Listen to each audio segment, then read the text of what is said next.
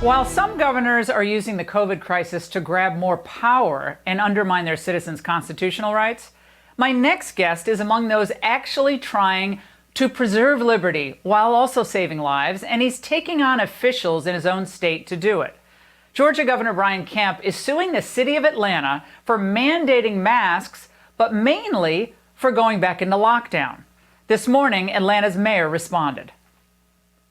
It is mind-boggling that this governor wastes resources on suing me personally and our city council for a mask mandate and advisory voluntary business recommendations and guidelines. It is very clear that he is putting politics over people. It is really a distraction from what the real enemy is here.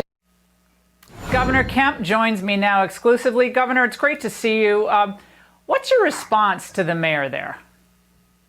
Well, Laura, let me tell you what's really going on in Georgia. I'm working very hard every day and have been for, a long time now to protect the lives as well as the livelihoods of my fellow citizens.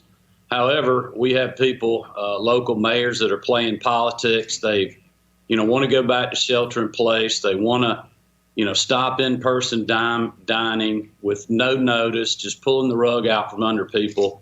And I'm just not going to allow that to happen. We're fighting two battles here now, one to protect lives, but also to protect livelihoods. And so I filed a lawsuit to stop them because those orders are in conflict with the statewide order that I have executed for the public health state of emergency.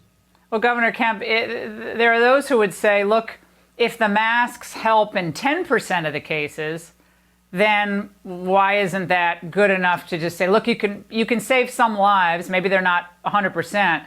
Isn't that worth this ongoing mask mandate some of these mayors have in place? What would your response to that be? Well, I think a little differently on that. Dr. Toomey, I'm still following the health advice that she's given me. She's a 40-year epidemiologist, Harvard educated, great person, a lot of experience, as much as anybody in the country. I don't feel like a mandate's needed for Georgians to do the right thing.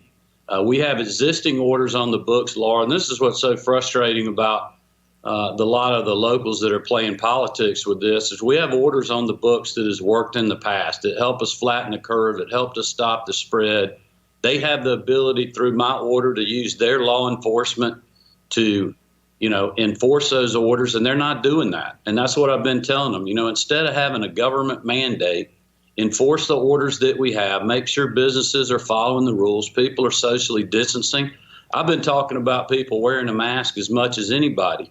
And I said today in my press conference, for those that just do not want to wear a mask, if you have a health condition that prevents it or some sort of phobia or anything else, just socially distance yourself. If everybody does their part, we'll flatten the curve again, we'll stop the spread, and we can continue to reopen our economy. But it's so important that we do that. I mean, we literally have people that are living paycheck to paycheck. They're barely getting by in this economic environment. Our business owners, the amount of mortgages aren't being paid on time is going up. And we're looking at, large companies like Delta Airlines and others that in the future, if the economy doesn't rebound, they're going to be forced to start laying people off. So we've got to keep our economy open, but also fight the virus and protect lives. And that's what we're doing. Governor Kemp, this is kind of a controversial question, but do you think that there is something else going on here where there's some element within the Democrat Party who think a shutdown, it probably would save lives, people would be at home, but that would actually pull the brakes on a recovery, which is obviously underway, before a presidential election? I'm asking that because that's what so many of my viewers are wondering, saying, wait a second, we know there's some hot spots, that you're dealing with those, but you shut this economy down in a lot of states again, and we're toast. Yeah, people can't handle it. I wouldn't be able to speak to their politics. It certainly seems like they're trying to undermine our economic recovery. I'm as concerned about the virus as anybody. We're working with our local school leaders and our school superintendent to get schools open. I got just accosted when I started opening businesses early on by the left because they were making fun of us opening barbershops and hair salons. And now they're saying that the guidance that we had, having people wear a mask and use PPE and have these rules in place have kept the spread down in our salons and barbershops.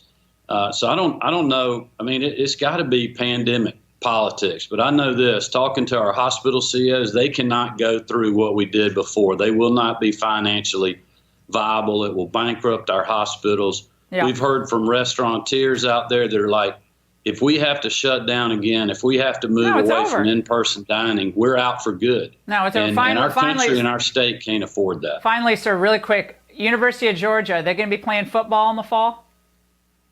Well, I've told all the young people, including my daughters, who are doing a really good job of following guidance most of the time, that our young folks need to wear a mask if they're going out and they can't socially distance, and they've got to follow the guidance and the advice if they want college football this fall. You know, that is like a religion here in the South.